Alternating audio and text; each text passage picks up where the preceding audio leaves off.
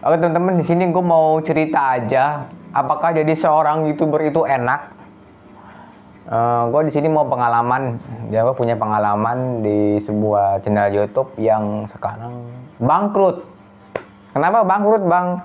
Tadi, yaitu karena gue tidak memahami pasar. Jadi sebenarnya sebagai kreator, kita bukan hanya optimis, disiplin, konsisten, tapi kita harus bisa membaca pasar. Contoh gini, teman-teman bikin konten game. Kalau game itu biasanya musiman dia. Kalau kita bikin sebuah konten game, tapi itu game yang nggak musiman, itu biasanya sepi peminat. Ya. Nah, pengalaman lu gimana bang? Oke, gue akan cerita pengalaman. Jadi gue ngonten itu dari tahun 2020 pas COVID.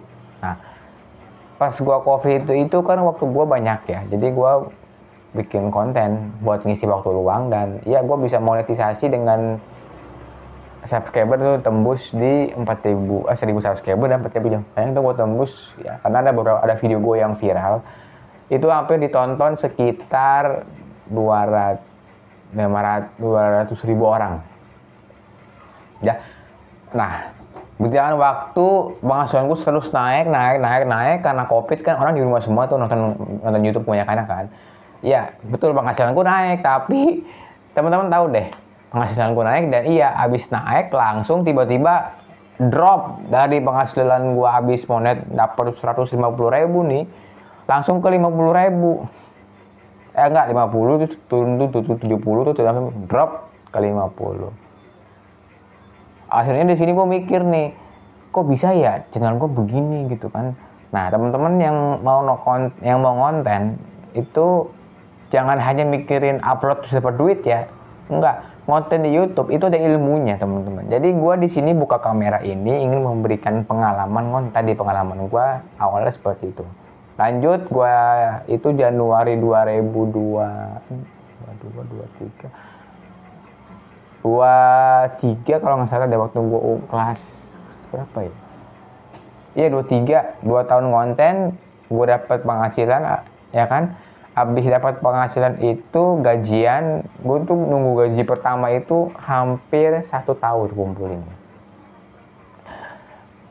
1 tahun berjalan gue ngonten, itu tiba-tiba penghasilan gue langsung drop. Jauh banget loh, habis gajian nih, besoknya langsung drop penghasilannya. Dari situ gue langsung, udahlah gue gak usah ngonten lagi kali, ya males gitu loh. Nah, gue kayak udah menyerah banget karena kayak udah nggak punya harapan teman-teman karena ya nggak ada penghasilannya. Dan sekarang di tahun kelima channel gue tembus di angka 9.000 penghasilan sebulan. Bayangin 9.000 sebulan, gue buat beli kuota aja nggak bisa.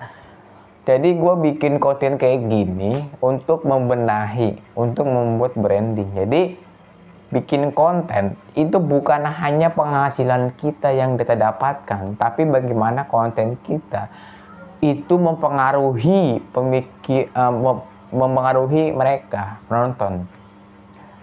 Gue bikin konten kayak gini pasti teman-teman nontonnya puyeng nggak sih? Ini gue tonton tinggi kameranya loh. Enggak lah. Intinya kalau teman-teman nonton video ini bisa mendapatkan gambaran kenapa dulu gue bisa gagal itu. Yang kedua, tadi gue pengalaman, gue akan lanjut lagi ya. Setelah gue ngonten selama 2 tahun berjalan, penghasilan gue turun, itu gue push tuh. Gue nge-push tuh sekarang, karena gue liburan sekolah kan. Nah, pas gue liburan itu gue lumayan tuh dapat di 70.000 penghasilannya. Dari 50.000 naik ke 70.000 tuh. Bahkan tembus 80 angkanya. Oke, gue senang kan ya, liburan nih 80.000. Oke.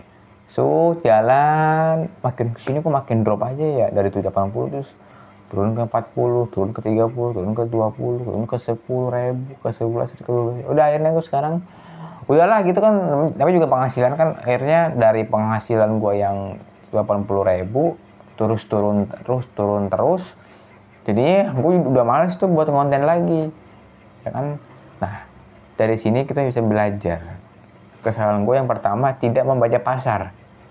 Gue konten itu kebanyakan video short ya. Jadi kalau konten itu bukan seberapa cepat kita viral, tapi seberapa bermanfaatkah video kita dan seberapa perlukah orang untuk mencari video kita, teman-teman. Kalau kita hanya konten doang, kita nggak punya apa-apa ya kan, cuma bikin konten doang ya kita juga gitu menggampang teman-teman. Coba deh kita mikir, kita pengen bikin konten nih, tapi kita nggak tahu ini konten gue tuh buat siapa ya. Kan kita nggak tahu, kita kan jadi bingung targetnya siapa ya. Kira-kira kalau konten gue ditonton begini, orang suka nggak ya? Nah, teman-teman harus bisa mikir seperti itu. Kalau kita cuma bikin kontennya cuma asal-asalan, nggak ada penjelasan, tidak ada targetnya, tidak ada konsep yang jelas, ya kita bingung. Coba deh, sesekali kita jadi penonton. Jangan hanya jadi pembuat kreatornya doang, maksudnya jadi pembuat videonya. Jadi kita harus merasakan bagaimana menjadi seorang penonton. Ya, kalau kita jadi seorang penonton, kita bisa merasakan bagaimana video kita ditonton oleh orang lain. Dan kesalahan gue tadi, kebanyakan short. Jadi kalau kita bikin short itu yang terlalu banyak, itu ngaruh sekali ke penghasilan dan bisa cepat naiknya loh. Short itu memang cepat sekali naiknya, bisa dalam waktu 1 hari itu gue bisa tembus 1000 yang nontonnya. Tapi nggak ada uangnya, karena penghasilannya kecil sekali buat video short. Kalau untuk video panjang, memang sepi banget teman-teman.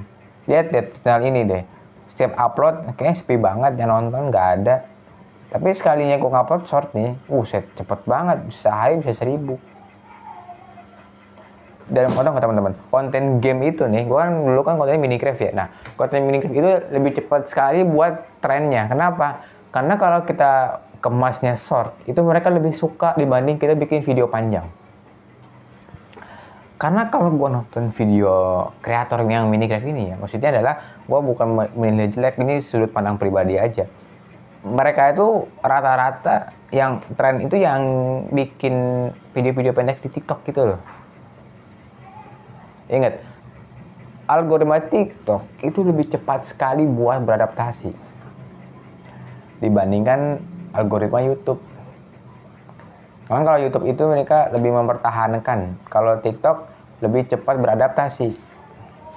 Ada video baru kita upload, tiba-tiba langsung seret dalam sehari nih, baru bikin gue pernah loh nyoba bikin akun baru semalam, terus tiba-tiba videonya meledak. Kenapa? Karena algoritmanya, dan kesalahan gue di situ. Gue tidak memanfaatkan semua sosial media.